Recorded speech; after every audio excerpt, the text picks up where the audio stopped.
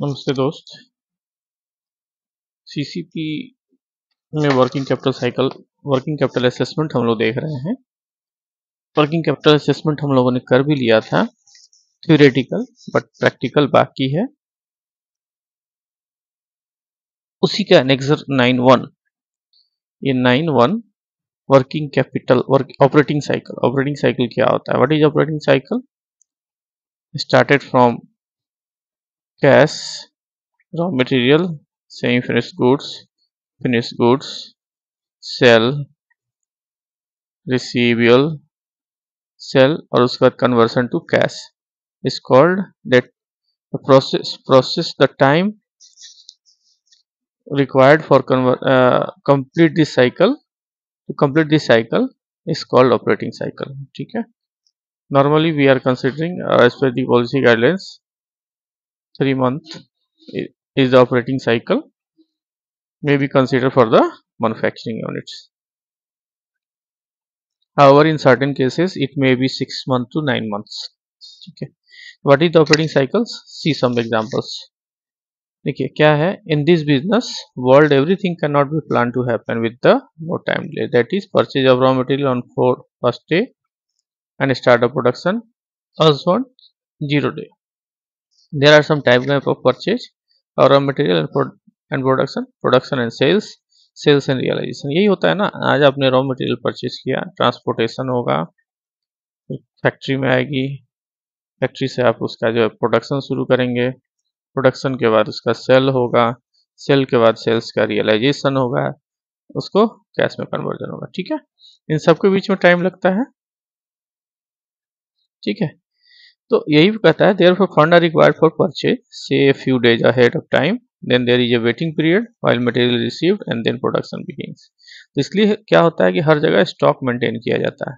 मान लीजिए कि एक हमारा राइस मिल है, मैं बार बार राइस मिल का उदाहरण, 8 ton per hour, 8 ton per hour का कैपेसिटी है। ठीक है, अगर आपको 12 घंटे भी चला तो 96 टन आपको रॉ मटेरियल चाहिए, मीन्स एक दिन में आपको 96 टन चाहिए, तो हमको बैकलॉग कम से कम 2 डेज 3 डेज का बैकलॉग होना चाहिए, मेरे पास स्टॉक होना चाहिए, रॉ मटेरियल होना चाहिए, ताकि हम आज ये ख़त्म हो तब तक हमारा डिमांड पहले से चल रहा है, सप्लाई होगी, इसमें से मैं यूज़ कर रहा हूँ, हमारा स्टॉक हमेशा 2 से 3 दिन का बना रहना चाहिए।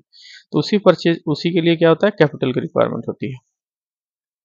There is a process of time, once processing is complete and goods are ready for sale, they have to be packed for dispatch. जैसे ही आपको फिनिश गुड्स तैयार हो जाता है, जैसे चावल, तो क्या होता है फिर वो डिस्पैच के लिए तैयार होता है। Sometimes there is an immediate demand for the product, sometimes the manufacturer had to hold the stock in the godowns.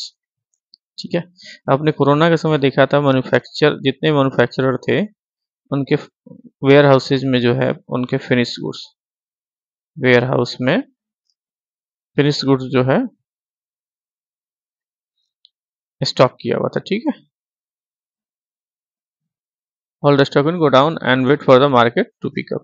Sales happen perhaps on cash terms or credit is extended in line with the market and there is a wait until payment is received. तब तक हम लोग इंतजार करते हैं। तो एक operating cycle का उदाहरण देखिए, एग्जांपल 1, जैसे मान लीजिए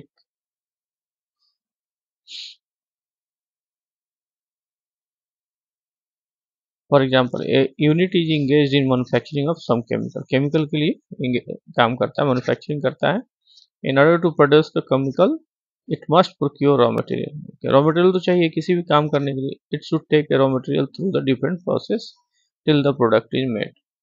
तब तक वो रॉ मटेरियल परचेज करता है डिफरेंट सोर्सेज से जब तक कि वो प्रोडक्शन कंप्लीट ना हो जाए, and sell the finish goods. The steps involve in managing these units, कौन कौन सा स्टेप मैनेज होता है, इन्वॉल्व होता है? पहला, procurement of raw material, raw material का प्रोक्योरमेंट, खरीदारी करते हैं, फिर उसके बाद converting raw material into finish goods, उसको रॉ मटेरियल को फिनिश गुड्स में कन्वर्ट किया जाता है, और गुड को क्या है, मेंटेन स्टॉक रखते हैं टिल इट्स सोल्ड, उसके बाद हम सोल्ड करते हैं, selling the finish goods and realisation of money. ठीक है, this unit needs money to procure the raw material, तो क्या है, यूनिट को मनी चाहिए, कैपिटल चाहिए, किसके लिए, रॉ मटेरियल खरीदने के लिए। The amount of money needed depend upon the quantity of raw material it wishes to purchase at a time. कितनी क्वांटिटी में खरीदना है उसी के ऊपर डिपेंड करता है। It depend on issues like economic size of order, source of supply, indigenous or imported, close by as far as place, regulatory restrictions, सब पे डिपेंड करता है, ठीक है। But in any case the quantity of raw material should be at least enough to ensure production without interruption. इतना होना चाहिए, मैंने आपको बोला 2 से 3 दिन का हमेशा रॉ मटेरियल का स्टॉक होना चाहिए, ताकि आपका जो डिमांड आ रहा है वो जब तक फुलफिल होता रहे तो स्टॉक उतना बना रहे। Suppose the chemical industry take 15 days to convert the raw material into finished goods. मान लीजिए केमिकल इंडस्ट्री जो है 15 दिन समय लेता है रॉ मटेरियल को फिनिश गुड में कन्वर्ट करने के लिए। तो the raw material equivalent to the 15 days production will be different stage production inside 15 दिन का हमको स्टॉक चाहिए होगा, क्योंकि वो स्टार्टिंग होगा पहला दिन, दूसरा दिन, तीसरा दिन, तो यहाँ पे स्टॉक हमेशा मेंटेन होना चाहिए। Hence, to ensure that the production is not interrupted, it must start with the raw material required for 15 days of production. तो 15 दिन के प्रोडक्शन के लिए क्या है, हमें रॉ मटेरियल स्टॉक में चाहिए। Let us suppose in a year it consume raw material worth rupees 1200 lakh. In 15 days unit will consume material 50 lakh. 15 दिन में 50 लाख का ये मान के चला जा रहा है कि रॉ मटेरियल जो है यूनिट कंज्यूम करेगा 50 लाख, मतलब कि महीने में 1 करोड़ का, ठीक है। उस केसेस में क्या होगा, some products that is an automobile is made up for several components, it does not make sense for company to produce all the component in house। तो क्या करती है, तो ये उदाहरण दे रहा है आपका,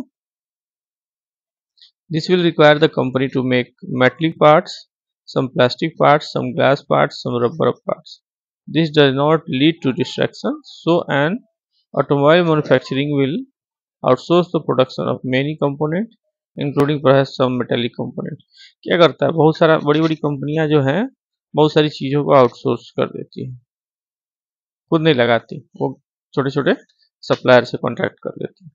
for example a major component like gear box could be made by the another company, such a company will called an OEM, original equipment manufacturer, ठीक है। The company will get regular orders from the automobile manufacturer. वो इसी company जो होगी वो mobile manufacturer से, automobile manufacturer से उसको ऑर्डर हमेशा मिलते रहेगा, ठीक है।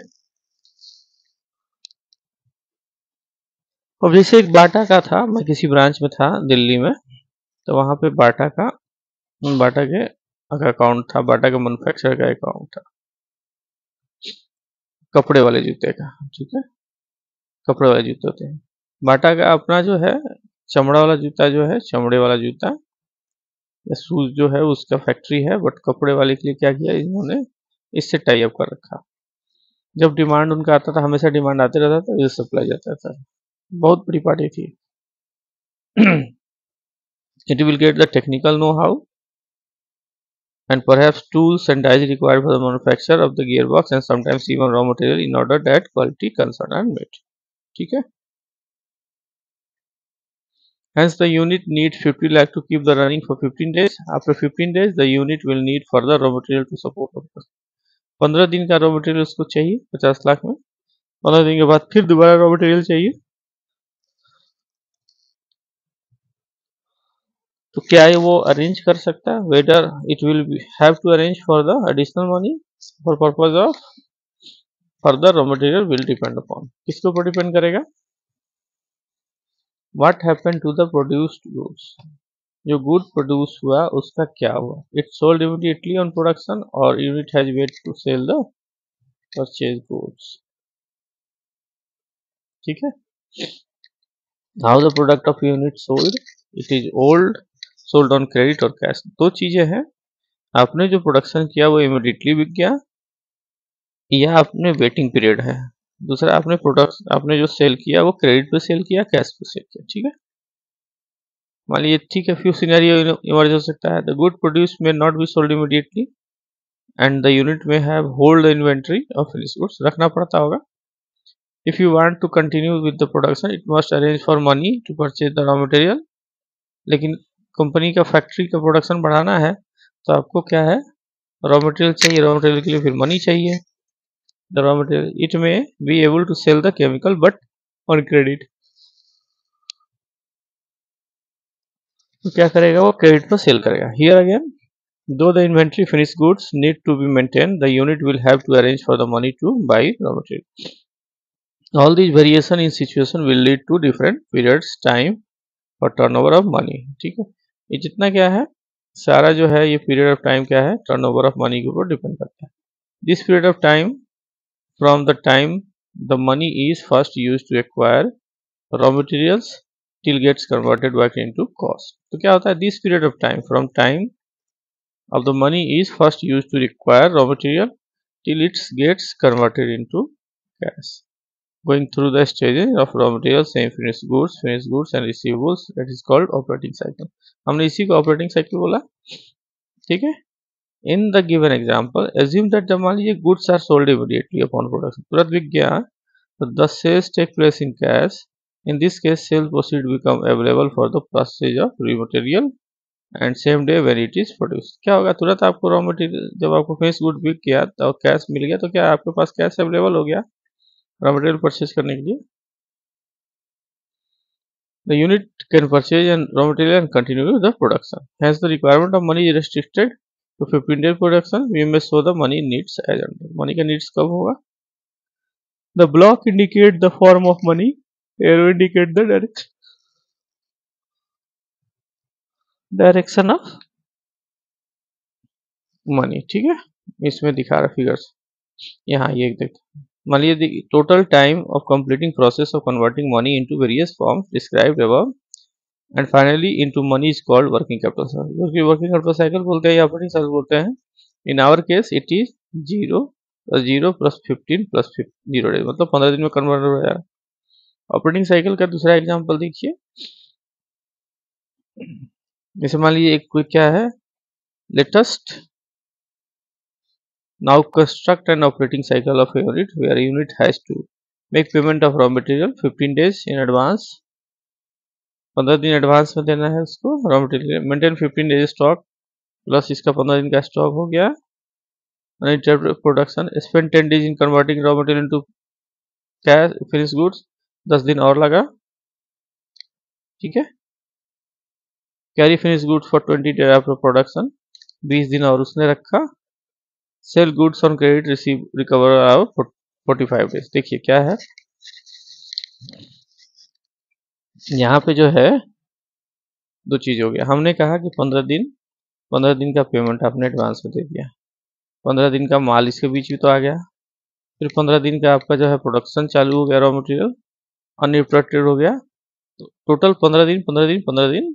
ठीक है, तो ये जो है इसका ऑपरेटिंग साइकिल कितने दिन का होगा, 15 45 45 90 और ये 20 था ना, ये 20 है। ठीक है, 30 120 दिन, 120 डेज का ऑपरेटिंग साइकिल हो गया। ठीक है, hence the different forms which money gets converted into operating cycle are shown below। पहला हो सकता है एडवांस पेमेंट, दूसरा रॉ मटेरियल्स, तीसरा सेमी फिनिश गुड्स रिसीवेबल और मनी। इसमें यही है ऑपरेटिंग साइकिल का। The activities are conversion of money from one form to another forms and time taken in these activities are shown below। ठीक है, तो operating cycle for this total operating cycle क्या होगा, 15 दिन प्लस 15 दिन plus 15 दिन, मैंने बताया 10 दिन 20 दिन और 45 दिन। ठीक है, टोटल 120 दिन का है। It must be noted that the value of goods change at each level of conversion because some expenses are incurred at cash stage। Each stage the valuation of cost could be done manually। अब cost जो है valuation जो है goods का क्या लगाएंगे वो depend करेगा इसके ऊपर।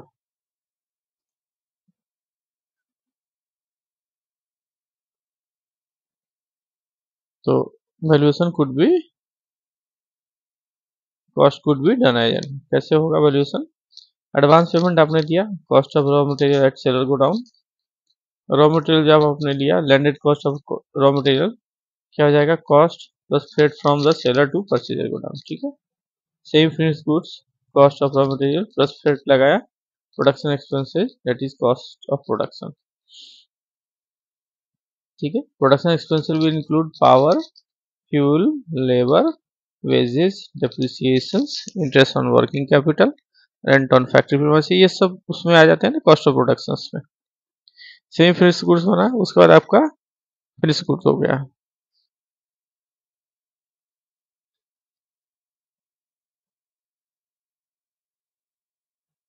उसके बाद आपका फिनिश गुड्स हो गया।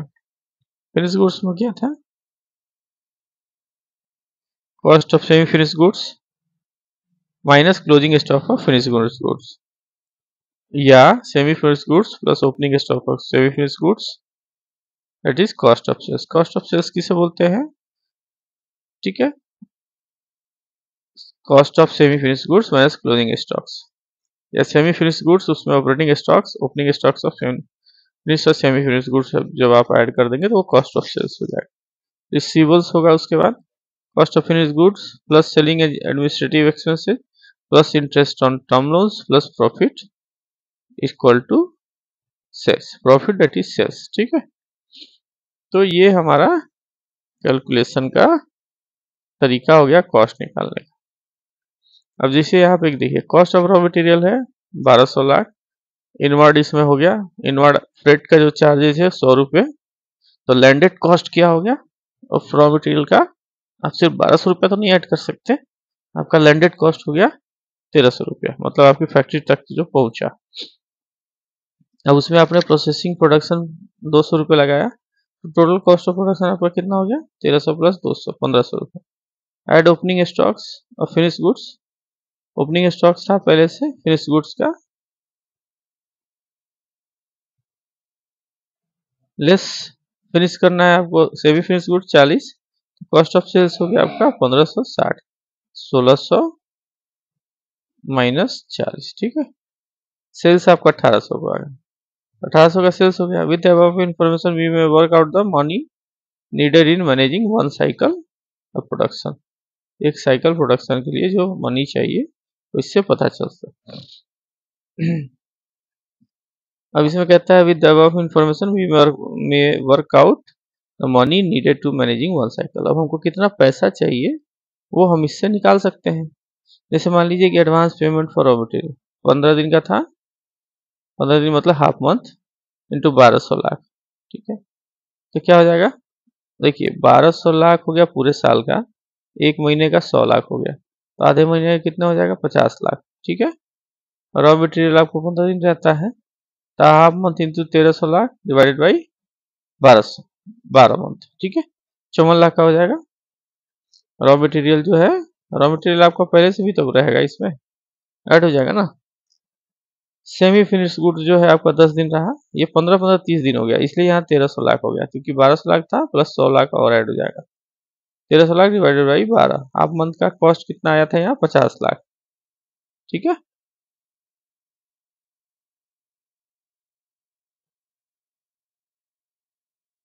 सेमी फिनिश गुड 10 डेज रखेगा, तो 1/3 ऑफ मंथ हो गया, 1/3 ऑफ मंथ हो गया, 30 डिवाइडेड बाई 3 इंटू 1500 लाख। ठीक है। Divided by 12, 41.67। फिनिश गुड्स 20 दिन रखेगा, तो कितना दिन हो गया ये? 1560 हो गया ना। 1560 लाख 20 दिन का है, 15 दिन का 50 लाख, 5 दिन का 10 लाख, 60 लाख। 1500 का यहाँ पे है, तो 12 महीने 88.67। रिसीवेबल्स जो है 45 डेज में, 45 डेज मतलब 3/2 मंथ, 45 डेज मतलब 15 45, 5 का 60। ठीक है। 3/2 मंथ्स इंटू 1800 लाख, तो 12 मंथ 225 लाख। ठीक है। तो टोटल जो ऑपरेटिंग साइकिल के दौरान जो आपको मनी रिक्वायर्ड है वो कितना हो जाएगा? 50 लाख ये वाला, plus 54 16 second, plus 41 68, plus 86 67, 225, 457 lakh रुपया आपको 50 पैसा आपको वर्किंग कैपिटल साइकिल के लिए चाहिए। ठीक है, ये टोटल कितना दिन हो गया? 15, 30, 10, 40, 20, 60, 100, 15, 30, 10, 40, 20, 60, 40, 100, 105 और 15 दिन का आपके पास यहाँ रहेगा, तो ये हो गया आपका 120। ठीक है, 120 मीन्स 6 मंथ। 6 मंथ का यहाँ पर कितना लिया है आपको? 12 महीने का 12 करोड़, 6 महीने का 18 करोड़। ठीक है, तो ये निकालना है आपको। अब यहाँ पे आ जाएगा टोटल वर्किंग कैपिटल आपका 457 लाख, इसमें बोरोवर का मार्जिन कितना हो? 25%, 117 लाख। बैंक का लोन कितना हो जाएगा? 340। ठीक है, तो ये होता है ऑपरेटिंग साइकिल।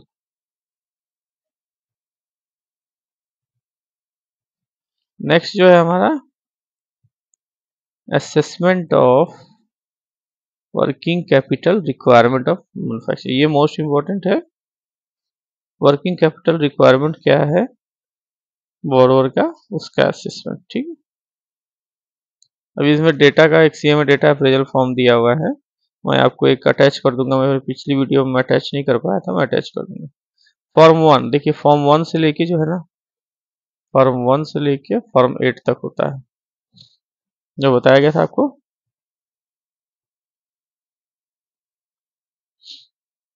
तो फॉर्म 1 में क्या क्या होता है? Information should be given separately in respect of each of the working capital credit facility, which cash credit, overdrafts, export packing credit, working credit, term loans, bill purchased and discount, both inland and export, etc. Detail of quasi credit facility, letter of credits, co-acceptance, guarantees should be indicated. इसमें होना चाहिए form 1 में data relating to the term loans, DPG deferred payment guarantee including foreign currency loans, as also foreign currency loans not backed by the DPG issued by bank in India should be shown separately under the subhead B. The exchange rate applied to arrive at the outstanding under the existing foreign currency loans. ये आपको form 1 में जाना है। दूसरा है in the case of multi division company. मान लीजिए आपके पास मल्टी डिवीजन कंपनी है, तो क्या होगा? If separate credit limit are sanction for different divisions, the data should be division wise subtotal should be also be indicated. तीसरा detail of credit facility if any availed by the borrower from non-consortium banks should be indicated separately. Details of deposit account if any maintained with the other non-consortium bank should be also included. ठीक है, in case of existing sanction limit have remained are largely unutilized, region there should be given. उसको reason भी देना है जो आप limit ले रखे बट यूटिलाइज नहीं करते। Information on associate company if any should be given separately in annexure to form I. ठीक है, detail of name, line of activity, annual makeup of account, limit from all banks, financial institutions should be furnished in respect of each associate company, clearly indicating nature of association. ये होगा इसमें। देखिए, उसके बाद next आता है form 234। ठीक है, फॉर्म 234 क्या होता है? तो मान लीजिए कोई ऑडिटेड बैलेंस शीट दे रहा है आपको, प्रॉफिट और loss account statement for the previous accounting year are not available, estimated provisional data for year may be indicated in column 2 of form 234. Second है the assumption on which the projection says turnover, profitability, built up stocks in trade and receivables, other current assets, current liability, etc. have been based should be indicated.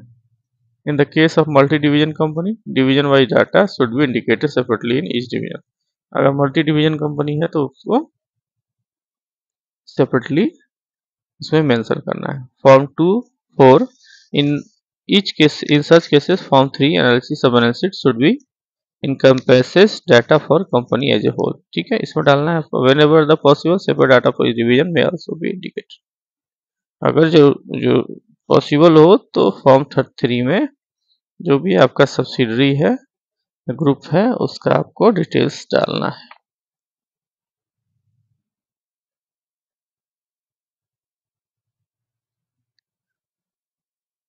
Valuation of sales projection should be based on the current price rises, current ruling prices पे होगा. Similarly, the valuation of various inputs of cost of sales in the projection should also be based on the current source cost.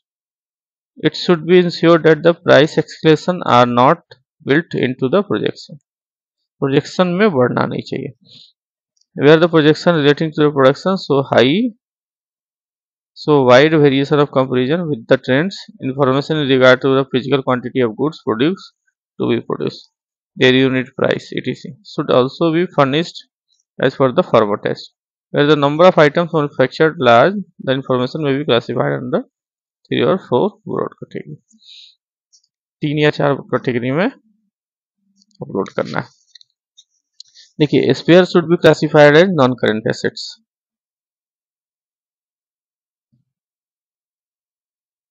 However, the projected level of spare on basis of past experience but not exceeding 12 months consumption for imported item, 9 months consumption for indigenous item may be treated as current asset. किसको current asset में लेना है?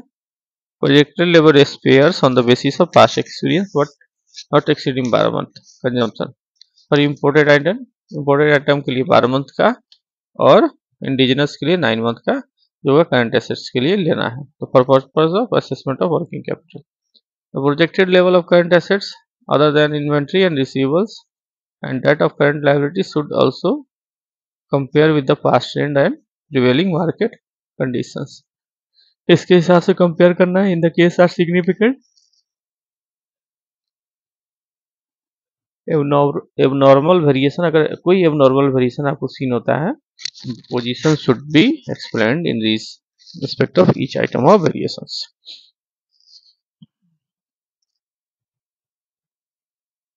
Next कहता है the basis of valuation of current assets.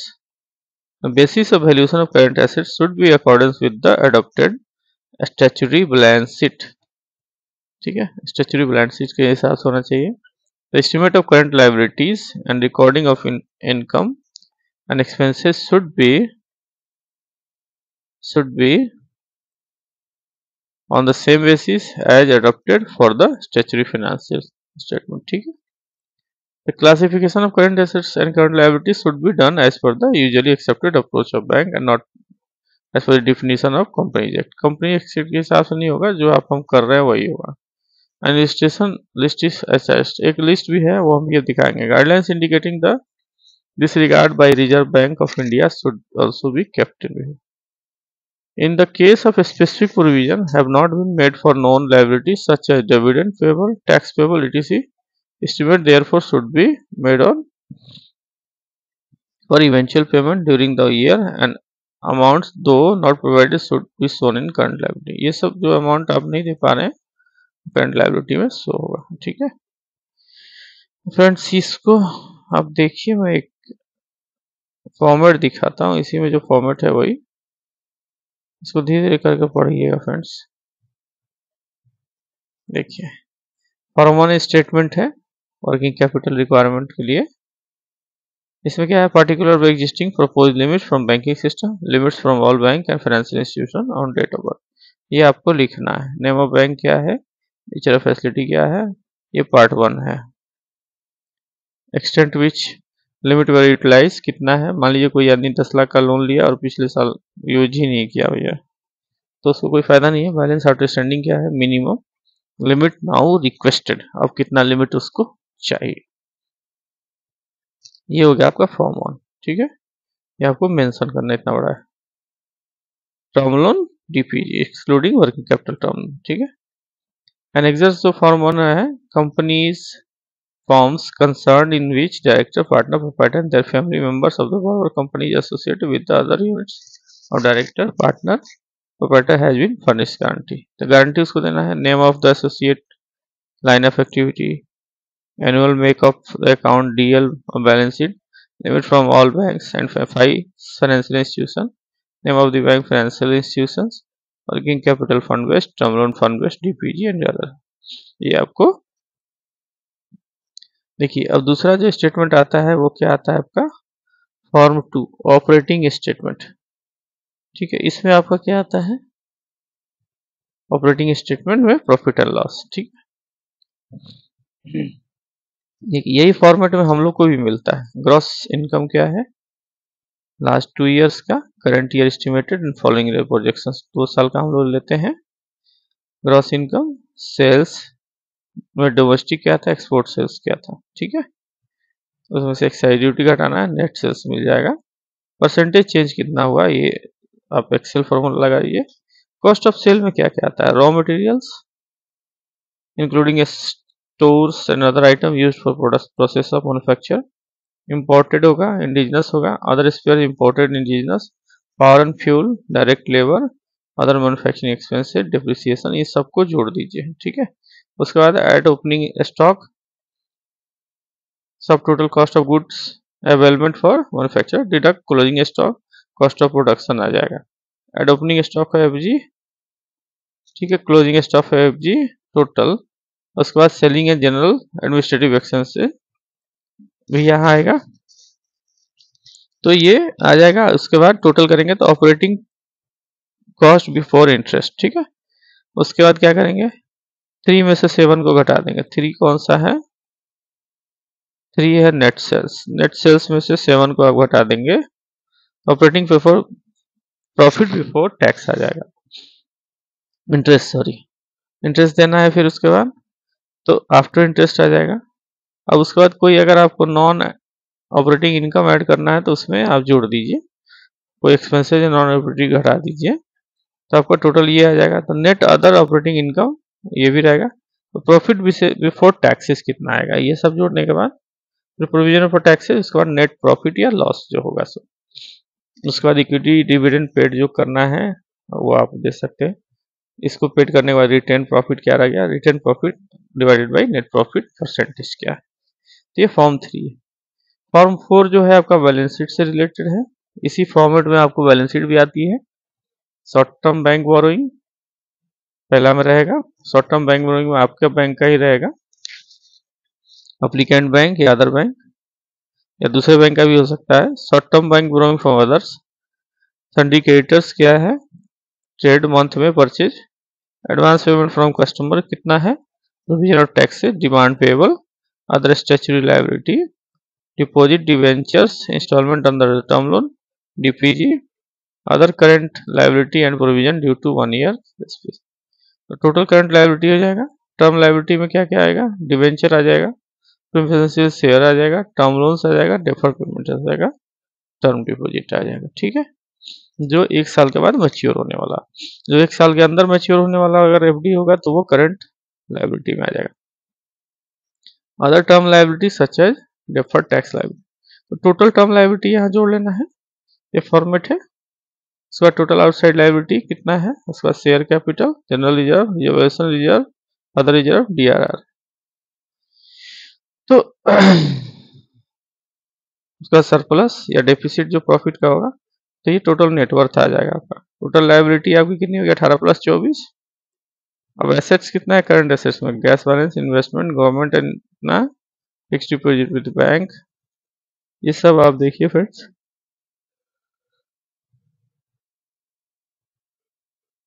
Receivables other than the deferred and export, including bills, purchase and discounted. Export receivables, including bills, purchase, discounted by the bankers. Installment under deferred receivables. Inventory, raw material जो लगा, inventory, stock in process, finished goods, other consumables. Advance to supplier, raw material, other advance to taxes, other current assets, total current assets. इसको total current assets ये format है friends. एक मैं आप लोगों को सीट पकड़ा दे रहा हूँ, आप लोग इसको इसमें भरिएगा जरा, ठीक है। इसके साथ ये भी लगा दे रहा हूँ, ठीक है। फॉर्म 4 है क्या, फॉर्म 4 जो है current assets and current liability का फॉर्मेट है, ठीक है। करंट एसेट्स में क्या क्या आएगा वो आइटम वाइज दिया हुआ है।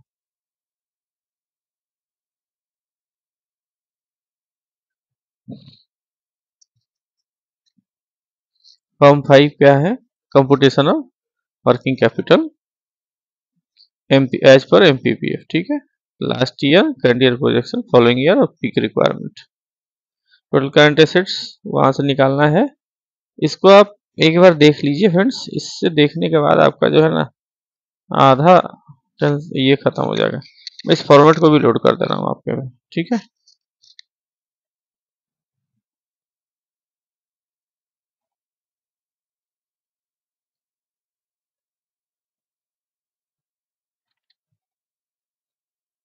सेम है फ्रेंड्स, यहाँ पे ये वाला चैप्टर भी जो है assessment of working capital requirement for traders and exporter same ही है, इसमें कुछ खास नहीं रहेगा।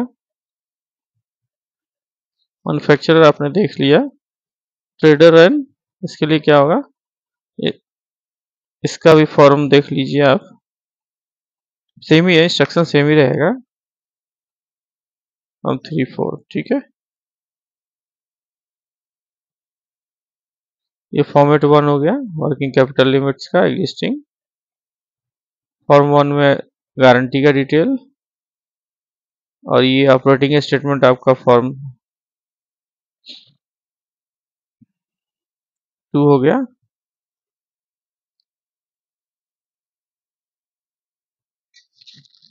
फॉर्म 3 हो गया बैलेंस शीट।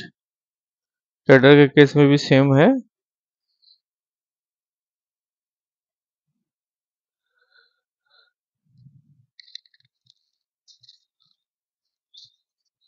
फॉर्म 5 जो है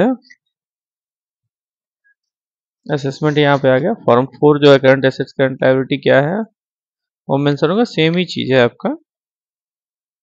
बाकी ये जो फॉर्म 6 जो है आपका assessment of requirement working capital requirement trader and merchant exporter, ठीक है।